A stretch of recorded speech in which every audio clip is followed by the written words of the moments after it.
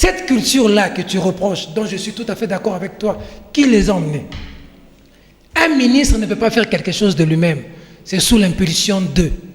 Il y en a même un qui l'appelle le fils de la promesse. Vous avez tout tourné autour de lui. Quand tu dis le problème c'est Kabila, mais oui! Sinon nous aurions eu des élections depuis. Les élections, je vais me répéter encore une fois, je l'ai dit sur ce plateau. Avec la tricherie que concocte Nanga, les élections organisées, un opposant ne sortira pas. Quelqu'un de la majorité, ce sera, je ne sais pas moi, Robert Rauki qui va sortir là-bas. Mais pourquoi on ne veut pas le faire? Pourquoi pas Yolama? Même Yolama. Mais pourquoi on ne veut pas le faire? Parce qu'on sait que la personne, celle-là, ne doit pas partir. C'est vous qui avez divinisé quelqu'un. Vous nous avez repris un autre Mobutu. C'est ça le problème. Alors, merci Peter. Ce qui fait que tout ce qui se passe aujourd'hui, c'est sous l'impulsion de quelqu'un. Peter Tchani, c'est cette phrase-là. Comment vous voyez l'entretien entre le président Kabila et Niki Haley? Niki Haley qui critique cette élévation du Congo, cette élection du Congo. C'est ça la question principale de cette seconde intervention. Ça me rappelle Albright, qui avec Mouzé, ça me rappelle Robinson avec Mobutu, porteur toujours d'un message. Parce qu'il est un secret pour personne qu'aujourd'hui... Bill Richardson, vous voulez dire? Bill Richardson, voilà, oui. Merci beaucoup. C'est un secret pour personne qu'aujourd'hui nous sommes dans une situation très, très difficile aujourd'hui. Hier, c'était 2016. Et 2016, il y a eu de justesse les évêques qui sont venus. Comme les évêques ont un crédit, avec le dialogue des évêques accepté par Tshisekedi, on a pu passer en 2000... Le cap de 2016. Mais aujourd'hui, on a tenté, même avec la Commission africaine qui était ici, ça devient très, très compliqué. Marie Nibodo peut revenir. Hein? Ça dit que John et moi savons qu'aujourd'hui, ça devient de plus en plus sombre. Ça devient incertain, il faudrait qu'on se le dise. Pour les uns, c'est une transition sans Kabila. Mais nous savons aussi que Kabila a des armes. Ça dit, il ne va pas dormir, il se lève et dit, venez transition sans moi. Donc l'avenir est très sombre. Nous en sommes arrivés là, pourquoi? Parce que nous étions partis à Sun City. Nous avions pondu une constitution que nous avons votée par référendum. Et on a même vanté Kabila qu'il avait mis fin à la crise de légitimité. Mais il nous ramène encore dans cette crise de légitimité qui a commencé depuis les années 60 avec Mobutu qui a pris le pouvoir par un coup d'État. Et après, on lui a pris ce pouvoir encore par... Une rébellion, Mouzé Kabila.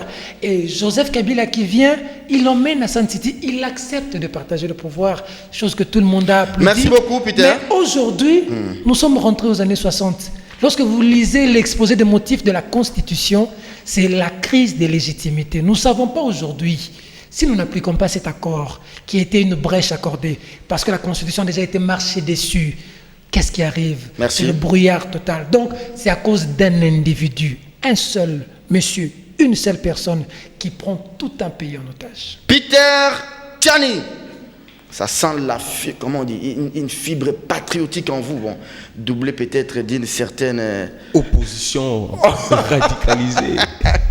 Niki Haley, comment elle sait qu'elle arrive, mais comment ça fait des déclarations comme ça? Non, moi je crois que... On risque de l'expulser ici comme on a fait à Scott Campbell. Hein? Non, vous savez que la dame dépend de son chef qui est Donald Trump. Et vous savez la position de Donald Trump sur des questions liées à l'ingérence des États-Unis dans des États, surtout comme en Afrique. Trump n'est pas d'accord. D'ailleurs, il dit que ça coûte assez à son pays. Et il n'a pas le temps de faire l'impérialisme, son cheval de bataille ici en Afrique. Moi, je crois qu'il faut classer la réaction de Niki Haley dans le lot de la cage, dans le lot de Filimbi, dans le lot de tous ces vrais. Il y avait un autre vœu par rapport à ce qui est arrivé, mais je crois que la dame savait que la RDC... Est-ce que c'est avec ces mêmes discours-là qui va amener ça auprès du président de la République? C'est un discours pour plaire, pour juste se justifier à une certaine personne, à un groupe à qui ils ont rassuré. Voilà, c'est une consolation, vous avez trouvé le mot. C'est une consolation parce que madame savait, même Georges Kapiamba savait. Même Peter Tchani ici, même s'il nous rappelle ici, non, notre pays, ce sont des discours destinés à la consommation populaire. Mais Peter Tchani qui est en face de moi savait que la RDC devait être là.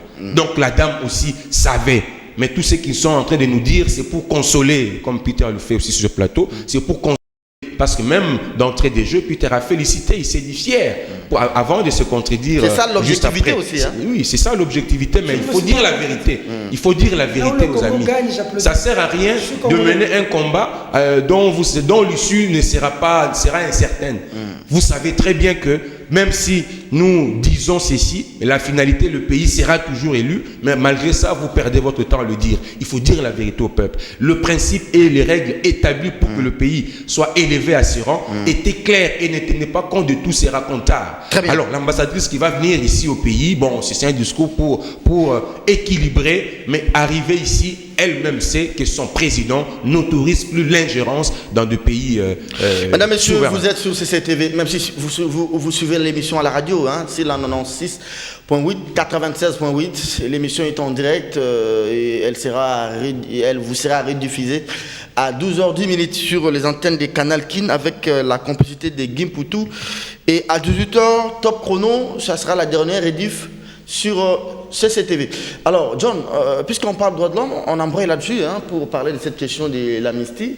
Déjà que il est vice-premier ou bien ministre d'État, Alexis Tambwe-Mwamba, le garde du Sceaux a pris une série d'arrêtés pour amnistier les prisonniers, mais on a plus senti qu'il y avait plus de prisonniers du côté Katanga, des prisonniers de Gédéon que d'autres prisonniers, mais ça s'inscrit, comme Moukeba il a dit, dans le cadre d'une consommation par rapport à la perspective de l'arrivée de Niki Alley, peut-être pour évaluer l'accord, ou bien c'est dans le cadre peut-être de ses assises sur le CNSA, ou soit c'était par rapport aussi à cette question liée au poste de la République démocratique du Congo au Conseil des droits de l'homme. À ce que je sache, je sais que l'option a été levée au centre interdiocésain lors du dialogue. Et je crois aussi qu'au-delà de la volonté politique de vouloir amnistier certains citoyens qui sont aujourd'hui complices en prison, il y a aussi un travail de suivi qui devait être fait. Je crois à l'époque, l'annonce apostolique, je crois, il était sur le dossier, je crois. Lui, Mathémayor. Oui, je crois, sur le dossier, toujours le suivi. Bon, je ne sais pas ce qu'il est devenu, parce que vous savez, les évêques ont tout oublié. Maintenant, tout le monde pense Kabila, on oublie l'émission assignée aux uns et aux autres. Peut-être qu'il faut rappeler aux évêques ou rappeler à notre nom respectivement apostolique cette émission qui était... il a dit la messe le mercredi passé, c'était alimenté quand mes jeunes frères devraient faire leur vie perpétuelle. Et c'était quoi la prédication? C'était... autour de quel article? Le mercredi de la semaine passée. Et la prédication était autour de quel article? Non, ça c'est l'article 220. Allez-y. Alors, donc, pour Gédéon Kyungu, je sais, j'ai suivi l'émission que vous avez d'hier, Marc Moukeba et Thierry Moukelekele, qui est le porte-parole d'ailleurs du parti de Gédéon Kyungu. Je sais qu'il y a un travail qui a été fait, le travail de suivi qui a été fait entre le gouvernement et l'ex-groupe Bakata Katanga pour harmoniser les listes de ceux qui devaient bénéficier de cette faveur décidée à la Senko. Mais est-ce que pour d'autres cas, est-ce que le même travail se faisait aussi? Je ne sais pas. Je ne voulais pas aussi ici peut-être m'interroger sur le travail que fait le MLC maintenant. Moi, je crois que le MLC devait activer pour qu'il obtienne la libération de siens qui sont en prison. Rappelez-vous que ces militaires aujourd'hui... Les MLC a signé l'arrangement particulier. Oui, effectivement, même si on peut dire que ce sont des militaires MLC, mais ce sont ces militaires-là qui ont même aidé, parce que vous parlez d'Alexis Tambwe-Mwamba. Je ne voulais pas rappeler cette page triste. Ils ont aussi accompagné Alexis Tambwe-Mwamba à l'époque, n'oublions pas. Et aujourd'hui, si la décision a été prise d'amnistier ces derniers, il faudrait qu'on leur accorde cela. Il faut que ça soit juste et que ça s'applique sur tout le monde, qu'il n'y ait pas deux poids, deux mesures. Merci beaucoup. C'est ce que nous pouvons souhaiter. C'est vrai, ils sont nombreux. José Makila doit comprendre que les MLC, il y a eu des militaires qui sont morts. Je vais ici penser à l'axe Maouia, Dongo, Imese, Boubourou. Les gens sont morts. Bassankoussou, Lissala, Boussinga. Jean-Lucien Boussa doit comprendre ça aussi. Même Bongongo, qui était sénateur du MLC, c'était grâce au MLC que vous étiez élu sénateur, mais grâce aux militaires là, qui sont en prison, les Samba, vous avez les gens comme les Bitumba, et même lui, le ministre Tambwe-Mwamba, Peter Tchani. Je me demande, Maintenant, c'est une amnistie sélective, ou bien c'est une amnistie parce que ce sont des Katangais, c'est selon les humeurs, ou bien les gens qui ont souscrit, qui sont éligibles depuis 2014, ils ont signé l'acte d'engagement. Tamboué Mamba a même fait des déclarations, non, ces gens-là vont quitter la prison. Pourquoi ça ne se fait pas? Devoir de mémoire, quand tu poses des questions avec cette fibre patriotique, ça me fait énormément plaisir. Tu n'as pas ajouté, il fallait aussi ajouter ceux qui sont en prison parce que Tchibala et consorts leur ont envoyé dans la rue. C'est dommage de mon pays que les gens fassent des choses et qu'après qu'ils se rebiffent. Lorsque j'ai vu ces mesures de décrispation des prisonniers, j'ai pioché notre brillant confrère dans son Impact News, Joël Cadet aussi est revenu sur ça, j'ai lu, j'ai eu pitié. Pas de figure emblématique, hein? J'ai eu pitié. Pas de figure emblématique, et c'est les Gédéon Kyongo. Mais puisqu'il s'agit du ministre de la Justice, le MLC, il y a des gens qui croupissent à la prison, des prisonniers du MLC, qui se sont battus, qui ont versé de leur sang. Au-delà de ceux-là, Tchibala et consorts, ceux qui sont descendus dans la rue pour le respect du délai constitutionnel, sont aussi là. Et tous les prisonniers emblématiques sont aussi là. Serge, excuse-moi, permets-moi 2 minutes de dire quelque chose. Parce que qu'est-ce que c'est une émission parmi les plus suivies, si pas la meilleure aujourd'hui. Les sondages ne prouvent pas encore. Le sondage de Peter Tiani est du cœur du peuple congolais. Okay. Nous avons été avec toi en prison. Un prisonnier condamné à mort amène 1000 francs. Qu'est-ce que vous voulez dire rapidement? Tu veux me l'aider, mais je voulais le dire. Je te dis, donne-moi ces 1000 francs, là, on doit bouffer ça ensemble. Parce que quelqu'un qui veut mourir, qui est condamné à mort, qui te dit, prends ces 1000 francs, ma contribution dans ton combat, c'est fort. Ne fais pas le populisme, monsieur. Alors, il ne s'agit pas de populisme, il s'agit de la réalité. Lorsque nous venons dans les débats à John, nous cherchons le bien du Congo. Nous cherchons l'avenir de ce pays. Donc, il ne faut pas qu'il y ait contradiction entre nous. Je suis en train de développer une thèse aujourd'hui, que pour moi, Peter Tiani, il n'y a pas de dictature au Congo. Kabila n'est pas un dictateur. Je l'ai dit, ça scandalisait les gens, mais Serge me permet en 1 minute, c'est mes minutes, pour développer un peu. Il s'agit de quoi dans ce pays? Parce que nous devons mettre le pied sur le plat sur cette question très importante, même de 504 jours. Mao est un dictateur en Chine. Kadhafi est un dictateur en Libye. Poutine est un dictateur en Russie. Kagame est un dictateur au Rwanda. Il pose les principes. Il bloque tout, mais il développe son pays. Au-delà de cette dictature, il y a une vie qui émerge. Ici, il ne s'agit pas de dictature, il s'agit d'occupation. Toi et moi, nous sommes victimes des gens qui sont venus, qui vendent tout. Carré minier, village, même le petit terrain du coin que les jeunes peuvent jouer au football, ils les vendent. Nous n'avons pas de valeur dans ce pays.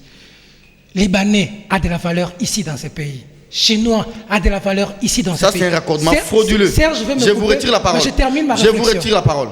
Revenez sur les mesures de décrispation. Ça devrait faire autant de mois. Bon, maintenant, qui a plaidé pour que les Gédéons quittent la prison? Mais qui plaidera aussi pour ceux qui sont là, Kazamba, Guérembaya et tous ces autres-là? Qui va plaider leur cause?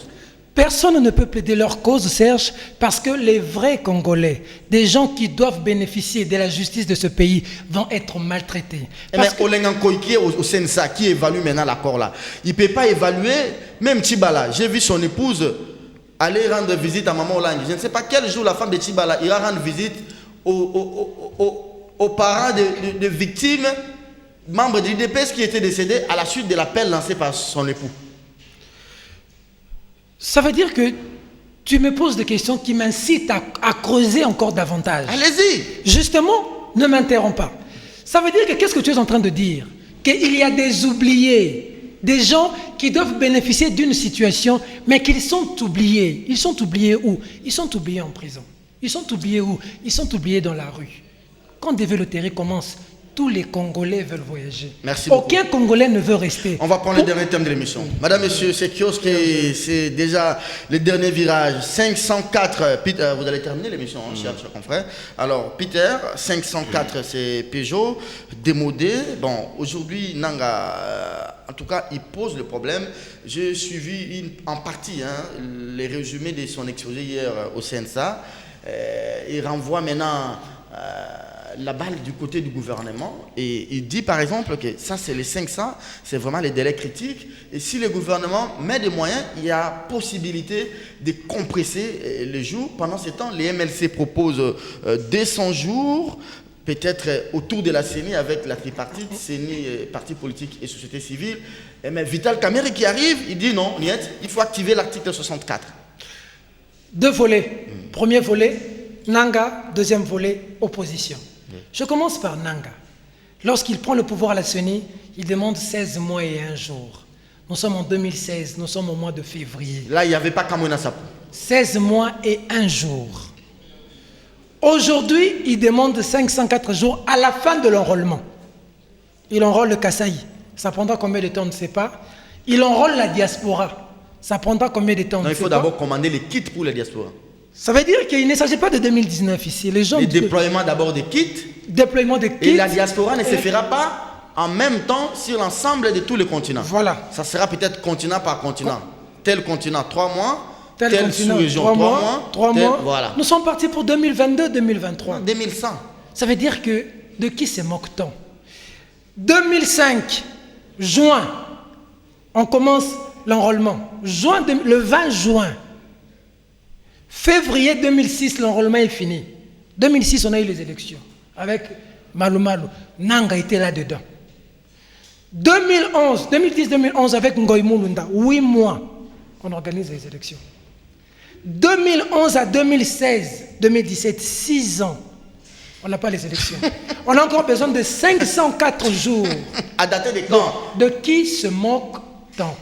Deuxième aspect, l'opposition. Non, Serge, c'est là que je parle au MLC. Fidèle Babala, vieux Fido pour les intimes. 200 jours, pourquoi? Sur base de quel accord? Félix Tshisekedi, Nanga et Kabila ont déclaré la guerre. La suite, c'est quoi? Vital Kamerhe, c'est les lobbies aux États-Unis. Application de l'article 64.